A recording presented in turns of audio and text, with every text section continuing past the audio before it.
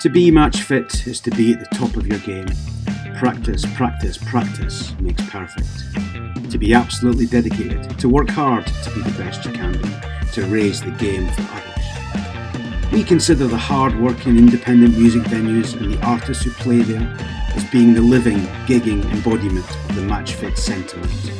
So, across 2025, we're spotlighting both, celebrating bands and their local venues up and down the UK. Hometown heroes, all of them. For the first in our series, we're at the legendary Oxford Street venue, the 100 Club, with Folly Group. We talked to the London band about what it means to play to their fans in their hometown, and just how important local venues are for the future of live music. Okay. Ready for welcome, Folly Group. Thank you very much for giving us your time today ahead of your 100 Club show. Would you mind beginning by introducing each of yourselves, please, and telling us what you do in the band? My name's Tom, I play bass. My name's Kai, I play drums and percussion. My name's Louis, I play guitar.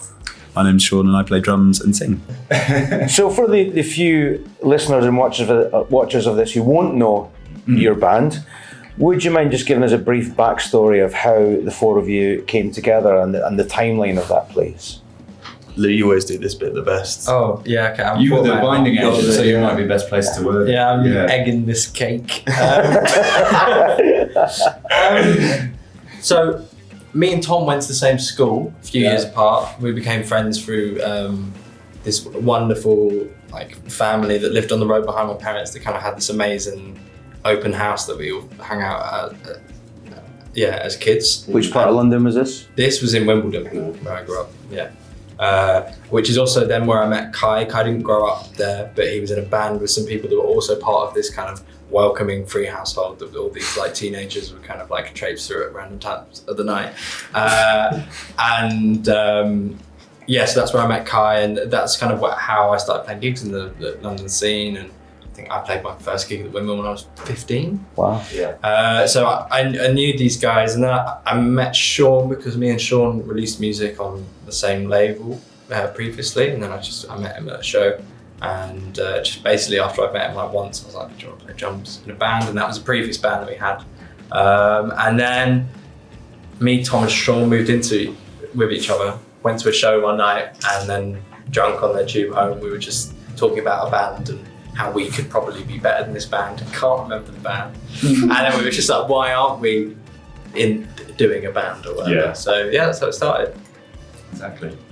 And what venue and what date do you class as the first Folly Group gig? We have different opinions on this. The first one was the Windmill. That was the Windmill. We did, I have a feeling that we did 2 gigs in that week, just the 3 of us. I can't remember where the second one was. Possibly Waiting Room. Oh, in Stoke Newington? That's my local venue. It's a great venue. That's my local venue now. Yeah, well that was... Tell the people where you live. Near the Waiting Room. That was the venue for Lewis Capaldi's first London show. Was it? Which I was at, yeah. Amazing. Okay, that's a good little venue, okay. Sweaty little underground box. Yeah, for sure. Can't go wrong. We used to play, we did a few gigs without Kai and it wasn't the same. Okay. And then Kai came in. Yeah, but I definitely want to exaggerate the sense that it wasn't this band until Kai joined. Those few gigs that we did were 2 and they were 5 days apart. This band didn't start until, Thanks, guys. For sure. It wasn't Nearly ended a few times. Honestly. So in terms of the venues across London that were important to the band's development, you've already mentioned the Windmill a couple of times. Has that been a key venue for you? Yeah, For sure. definitely.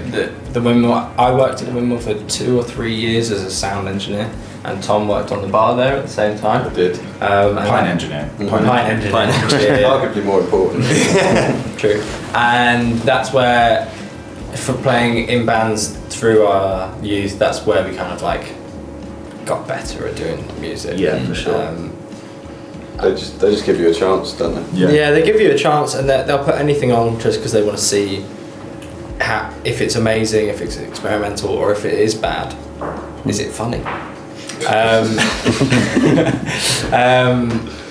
The Windmill is the most important place, I think. Yeah, I would urge anybody who ever begins to get a sense that as places become more and more popular and become cultural institutions in their own right, that they're getting a bit sort of played out or anything slightly pretentious like that. You have to tell that voice to shut up, because it's by virtue of that popularity that it's economically viable for them to take a punt on weird new stuff. Yeah. It's why nowhere else does, and so those places just have to exist. They're so important. You just have to show up on a random Monday or Exactly, and it's always busy because of that reputation. The same thing that might make someone reckon they're over it or something, and that's just such nonsense.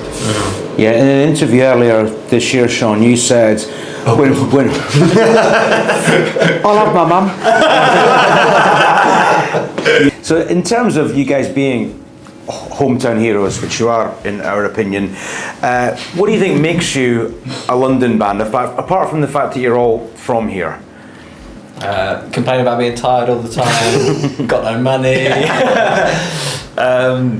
Apart from those things, I think the music, we all have such like wide varieties of music that we listen to, and it's maybe not like completely obvious in the songs, but it's a sort of a reflection of the city itself, where you literally walking down the street, you can hear so many different sounds, see so many different things, and I think that is reflected in us as a band, as people, and in our music as well.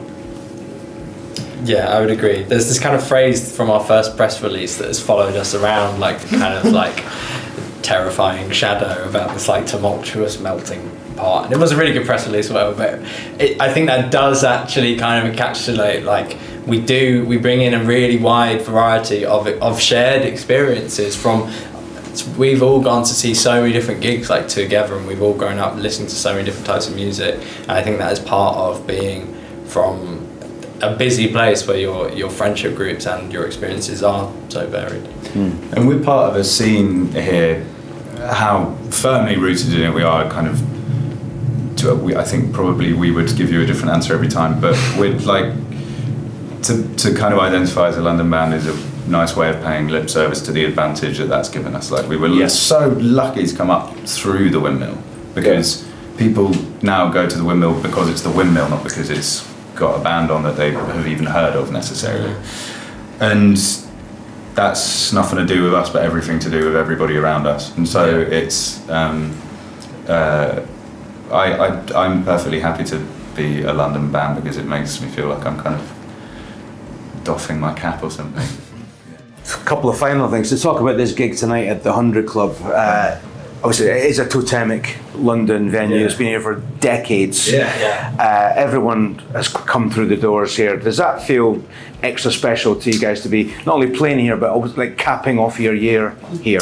Yeah, it feels very celebratory. I remembered I came here to watch Dr. Feelgood with my dad, and to be like, even though I'm pretty sure none of the original members were in the band when I was watching them. Maybe the bassist, I'm not sure. But yeah, it feels like pretty celebratory and like a landmark to be kind of following in those footsteps. So there's a few things you do in a band that like pique the interest of your aunties, your uncles. Oh yeah, 100%. I'm not bothered about all the grinding stuff, but as soon as you say like Glasgow or 100 Clubs, I'm like, come on to that. I mean, my parents coming tonight, which will be very cute in and of itself, because they come a long way, but also one of my dad's best mates who lives near London, Jamal, is going to be here, and he's softened in his middle age, but he was a kind of dyed in the wool punk and has spent so much time here, and he's on the guest list tonight. I'm quite excited for him to, and obviously parents, but like it would be fun just knowing that Jamal's like an ex-punk and coming back to what is for him hallowed ground is very cool. Thank you. Thank you, lads. Thank you so very much. Thank you.